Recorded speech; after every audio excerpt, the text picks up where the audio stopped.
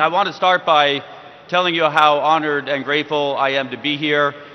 And I also want to take a minute to thank everyone, especially the Honorable Chief Minister, who has been absolutely amazing in his hospitality. And I'd like to take a minute, just please join me in a round of applause for him, if you would, please. Thank you so much. In addition to thanking him, before I get into why I'm here today, I also want to thank every other individual that I've crossed paths with in the short time I've been here, because I've never been so graciously welcomed anywhere, and I've never received such a level of hospitality and graciousness. Now, this has caused a problem for me back home, because I immediately called my wife and my staff, and I let them know from now on, anytime I enter a room, I expect to be greeted by beautiful flowers. It did not go over so well with the wife. But in all seriousness, it has been an absolute treat the last 2 days.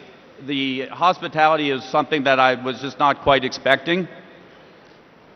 And in addition to the hospitality, the other thing that has just candidly blown me away is the growth that I've seen and experienced just in the last 2 days here. And a lot of people know me from one of the most recent transactions that I've completed, and that was bringing public a platform in the States called True Social. And as many of you may know, True Social, our largest shareholder is Donald J. Trump, and I went from the originating CEO of that platform now into on the board of directors. And you may or may not know this, but when we decided to bring that company public, we came under attack from anyone that could find out who we were. We were under attack from our Department of Justice, from the SEC, any agency that had an acronym, we were under attack. And we had to fight over 2.5 years to get that transaction done. And now when somebody asks me, why did you do that? Why did you go through that fight? It wasn't about the money. I was a single father for around 20 years of two children, two beautiful daughters that are now grown. And it's hard to go back in time in your memory, but about 2.5 years ago, there were a lot of systems that were under attack by big tech and by government. And we were very close to a point when it was hard to find a platform that you could speak freely on. And I could not imagine leaving behind a place where my children could not have a platform that they could say what they wanted to say when they wanted to say. Because I believe that freedom of expression is one of the most fundamental rights for any human being. And without the ability to speak our minds and to speak, it leaves us with very few options to resort to.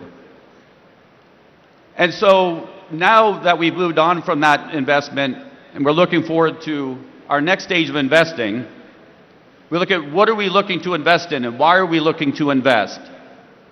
And there's always, in my mind, 3 reasons that you would invest in a certain area or a certain platform. And while most people may say the number one most obvious answer is money, is investment returns, yes, that is one of them. That's why we all invest. But that's not the only one, and it's not the most important one, not for me. Any place that I'm going to spend my time and deploy capital of investors that entrust their capital to us, it's got to be in something that is meaningful, not just to me, but to the world, that can make a difference in the world, and not just a short-term difference, but a long-term difference. So that's number one, or number two, I guess. And then number 3, and I think this holds true for all capital around the world, capital will flow like water to the easiest place it can find to flow to. So when you're looking to make an investment, you look for a place where you know your investment will be received and well received and welcome. And what I've seen here in the last 2 days, after my good friend has been asking me to come here to visit for many months, and I had delayed and now so grateful that I finally came, is that the Honorable Chief Minister has made it absolutely clear that our capital will be welcome here, and that he is open for business, and that this is a place that is on the rise.